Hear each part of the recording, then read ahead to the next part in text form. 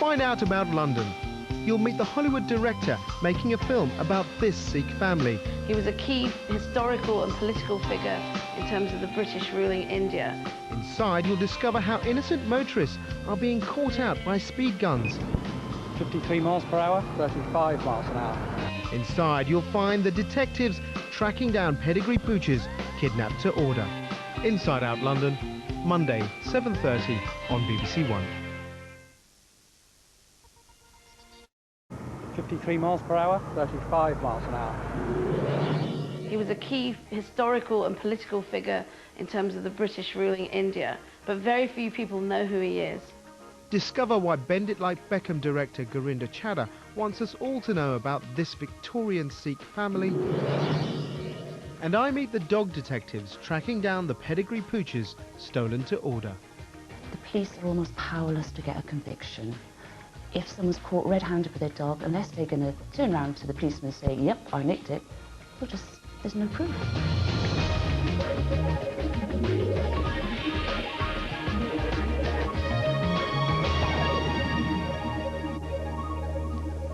Hi, I'm Sumit Bose. Welcome to another edition of Inside Out London.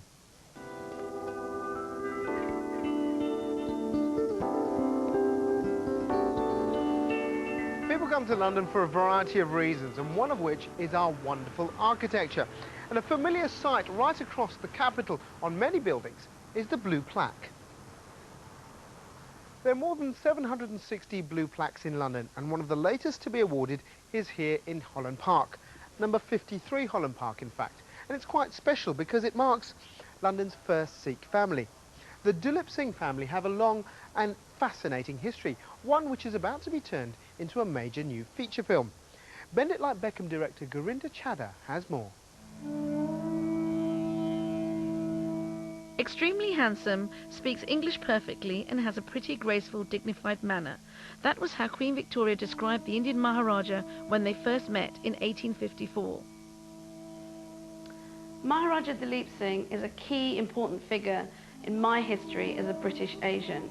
He lived in Britain for many years in the 19th century. He was a key historical and political figure in terms of the British ruling India, but very few people know who he is.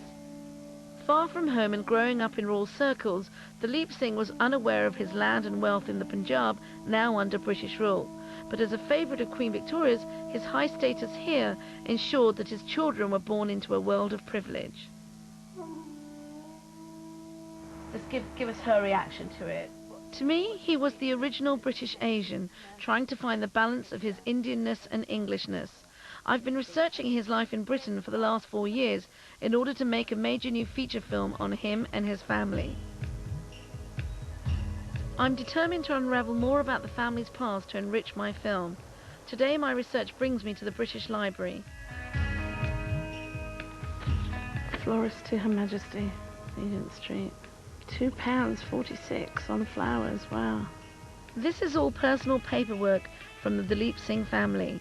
Diaries, receipts and letters. They're all more than 100 years old. These are letters to Princess Sophia from Europe, USA, Sicily, Naples, Chicago.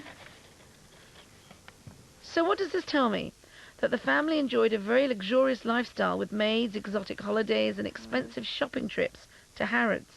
Wow, a grand piano.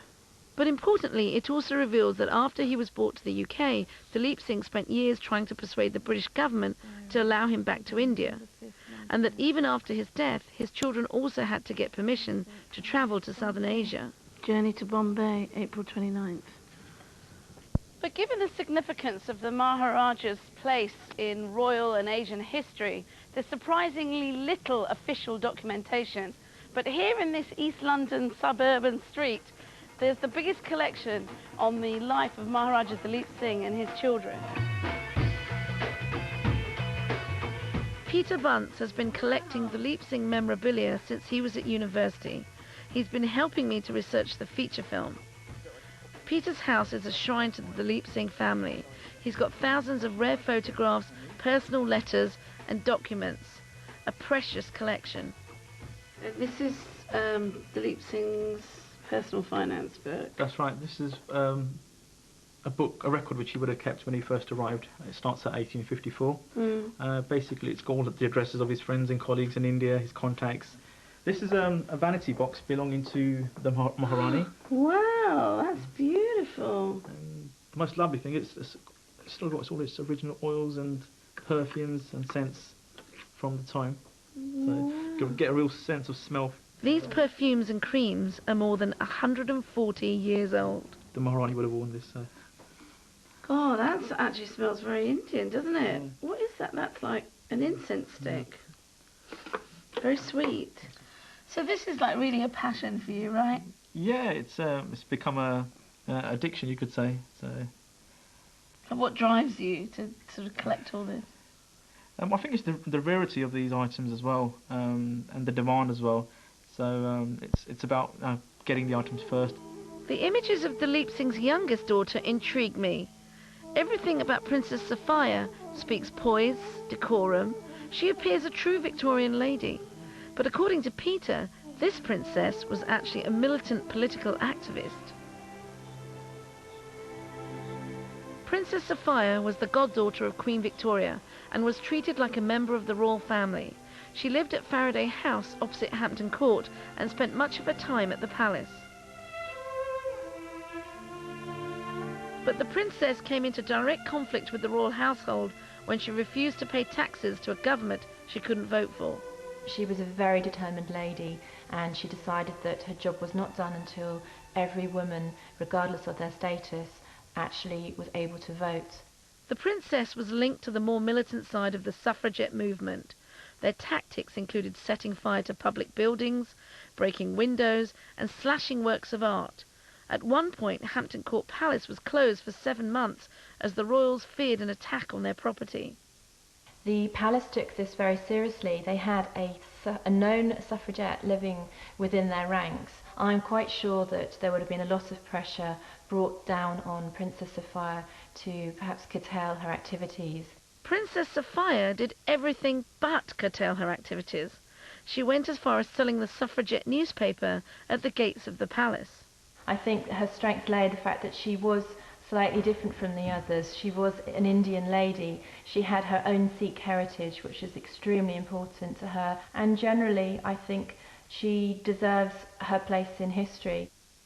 Using her status and privilege for the benefit of others was central to the princess's identity. During the First World War, she raised funds for Indian troops. And during World War II, she opened her Buckinghamshire cottage to evacuees. I've tracked down Shirley Fiminster, who was evacuated from Ealing and went to live with the princess in 1939. We thought she was absolutely wonderful. She wore a sari and she was a nice-looking lady. She came along into the kitchen to have a chat to us, and we said, "What would you like us to call you?" So she said, "Call me Princess Sophia." So we called her that. But behind her back, my young brother called her Soph. So were you ever quizzed about the princesses? Yes, a little girl came and said, "Can I come to tea at your house? Can I come and see the princess?" I said, "Yes, you can come in." Well, Thursday was absolutely pouring with rain, and the princess always comes in the kitchen entrance when the dogs were wet to have them all dried.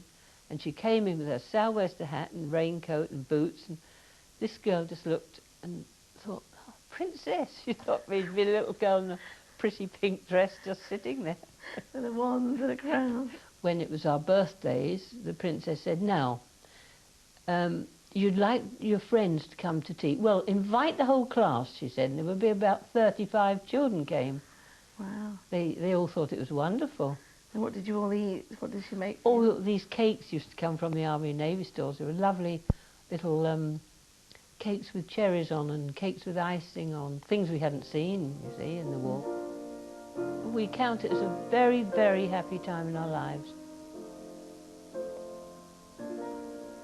I was never taught about Princess Sophia when I learnt about the suffragettes at school. And that's the reason for me to make my film about Duleep Singh and his family. So our histories and not forgotten. If you'd like to find out more about Princess Sophia, why not pop down to Hampton Court Palace, where you'll find a fascinating exhibition all about her life and the other people who lived there.